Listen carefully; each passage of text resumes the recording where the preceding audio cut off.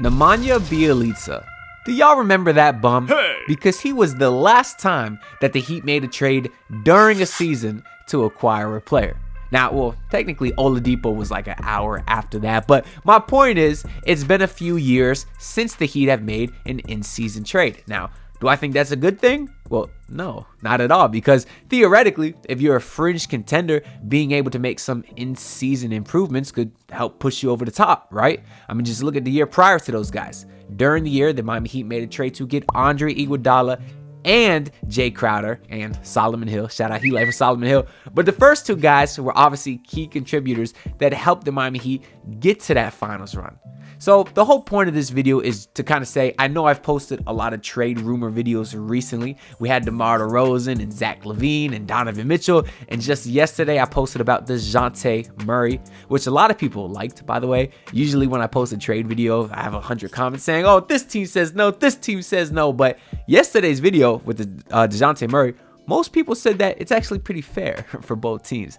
But I'll be honest, I don't think the Heat would actually pull the trigger on any of those trades, right? Not to say that I don't think it's realistic or fair for both teams, because I do try to make them as realistic as possible. But just because the Heat haven't acquired anybody in season in a few years, I don't have a lot of confidence that they're going to pull some kind of trade for some star this season, right? As much as I'd love to have Pascal Siakam or Lauri Markkanen, and I'm sure I'll make videos on those guys too eventually as we keep getting rumors, and as the trade deadline approaches on February 5th, which is in just a little over a month, I don't think swinging for a star is the most realistic thing for the Heat. Now, what I do think is possibly realistic is a trade like this. This is something that I put together just because I think it's realistic. Do I think it necessarily makes the Heat contenders? Do I think it's a great trade? Not necessarily. But do I think it's a good trade that helps them improve at least a little bit? Well, yeah. So just to kind of recap, I have the Miami Heat receiving Bojan Bogdanovic and Monte Morris from the Pistons, and the Heat would be sending out Kyle Lowry, Nikola Jovic, and a second-round pick. Now, before I kind of go into further detail, I want to explain the contract for both of those.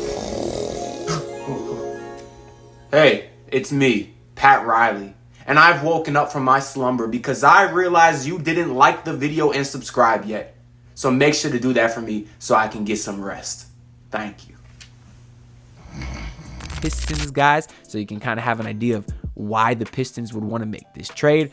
I mean, I guess first off, they'd want to make some sort of trade because they suck. I don't know if y'all saw Jimmy High Roller's video that he just posted today, but basically he said the Pistons are not only the worst NBA team today or of all time, they might be the worst team in the history of sports. So they got to do something. That being said, they have Bojan Bogdanovic under the books next year as well for another $20 million. So I could see why they'd want to offload his contract, because he's not necessarily leading to wins right now. And also, I'm sure they'd want to free up some cap space to try to get somebody better in the offseason, and being able to free up $20 million will be very good for them. Now, Monte Morris, he is an expiring deal. He's getting paid about $9.8 million, but he hasn't played a game this season yet because of a quad injury, and he hurt it actually in late October.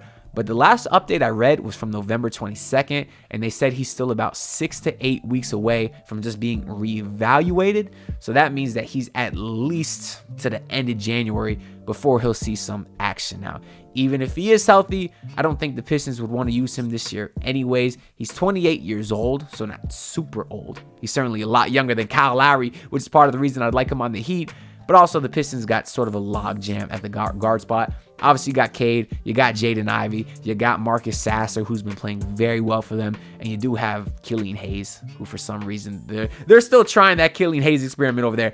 I don't quite understand why. So I could see this, some reasons why the Pistons might want to make this move here. But most importantly, just going back to the trade here, the best thing they're getting is Nikola Jovic, right? Obviously, Kyle Lowry is an expiring deal. Maybe you could use him for half a season to help train those younger point guards that I mentioned. But the best thing you are getting here is Nikola Jovic. Now, they tried, experimenting with these high draft pick bigs that supposedly had a lot of potential, like Marvin Bagley and James Wiseman.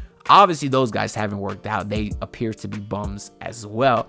But Nikola Jovic is obviously a guy that has a lot of potential. We saw the Warriors game this season where he looked phenomenal. And then we saw the game versus the Jazz where he had like 5 fouls in 9 minutes. So he's obviously a work in progress, but I mean, the kid is like 20. He just graduated high school. The point is he has showed a lot of tools and a lot of ability that has proven that he has the talent to be a very special player in this league one day. Just not today, which is why the Heat don't play him. But if he was on a team like the Pistons, he could obviously get a lots of run, help develop his game faster, and maybe be, who knows, a future all-star for that team one day. So that's kind of the biggest reason why the Pistons would do this. Now, I know on their side, there's been a lot of reporting saying that they even turned down 2 first-round picks for Bojan Bogdanovic last year. So you could be saying, why would they accept this small trade from the Heat?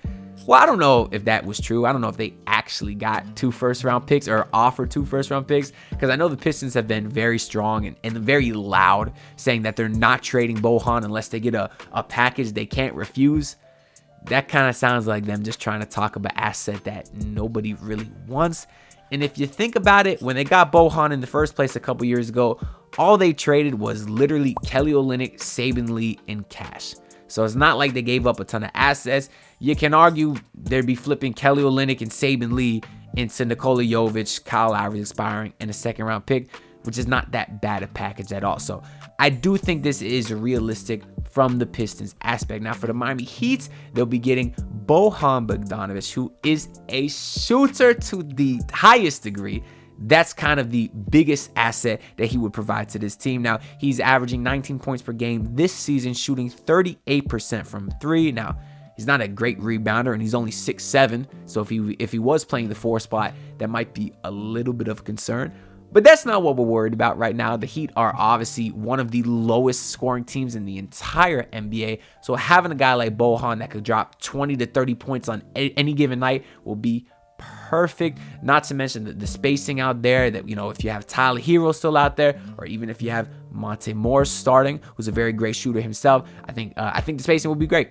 And obviously, when this team gets into some of these lulls where they can't score, well, now you got another guy out there who that's exactly what he does. And obviously his fit next to Bam is perfect for obvious reasons. Now, Monte Morris is a guy that I think is super, super underrated.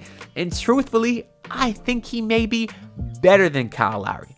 Now, like I said earlier, Monte Morris hasn't played this season yet, so that is somewhat of a concern. We don't know what he'll look like when he comes back.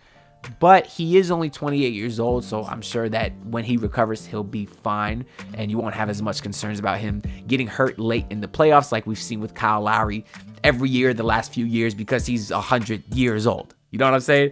But last season, though, Monte Morris did have a 5-to-1 assist-to-turnover ratio, which is elite. He also had a 4-to-1 assist-to-turnover ratio for his career, meaning that for every turnover he has, he's dishing out 4 dimes, which is great numbers. That's the type of stereotypical no mistake point guard that you're talking about would be perfect on this Heat team, because you're obviously gonna have Tyler, who's been doing his thing. Didn't play great the last game versus the Clippers, but he's having a pretty decent season overall. You got Jimmy Butler, who come playoff time is the guy, and Bam Adebayo, who's continuing to be a star nearly every single night as he continues to improve his game. So really all you want with that is a no mistake point guard, a guy that can get your better players the ball, and that's exactly what Monte Morris is. And on the shooting side, he's at 39% career 3-point shooter and 48% from the field. So you're talking about a 6'2 point guard that is not only a sniper, but he's also efficient from everywhere else on the field. He would be absolutely perfect on this Heat team, and I would love Monte Morris here. Now, Kyle Lowry himself is one of the most efficient shooters in the entire NBA this season, but his shot attempts are low, and his usage rate is just not that high, right? That's part of the reason that his efficiency is so high, and part of the reason why his numbers are going down is because he's getting older. You know, they don't use him as much, and I just think they need someone better at this point. I mean, even Hoops Hype posted like the top 30 point guards this season based off like just player rating. You know, there's 100 statistics they used to determine that, but it was the top 30 point guards, and Kyle Lowry wasn't even on that list. So the Miami Heat starting point guard wasn't a top 30 point guard in the NBA. That's very, very sad. Now, of course, Monte Morris wasn't on that list, but he hasn't played that season. So this is kind of a trade that, again, I think is good for the Heat. It helps them get a little bit better. Does it make them contenders? I don't know. Now, I know there'll be plenty of other marginal trades out there that are better. People really love the Dorian Finney-Smith and the Spencer Dinwiddie one. I love that as well. Probably the one that I love the most is the Kyle Kuzma and Tyus Jones trade, because when you talk about stereotypical point guards, yeah, Monte Morris is that, but Tyus Jones is that just to a higher level, I think. And eventually I might have videos on all those trades and stuff too, but I want to acknowledge that there is other deals out there, but because I don't think this one is super huge, I do think it is the most realistic. But that's really all I got to say for this video. So make sure y'all comment down below and let me know if you would do this trade. And most importantly, please leave a like and subscribe, because it genuinely does help me out a lot. And I'll continue having tons of more content. I'll probably post a Heat vs Lakers post-game reaction very late tomorrow night. So make sure y'all subscribe again so you don't miss it. And I'll see y'all then. Peace out. Look, pull up in your city tryna get that dead face. Do it on my own, I don't need no dead weight. Had to kill him off, yeah, I need a head space. You know this homegrown bitch don't offend me.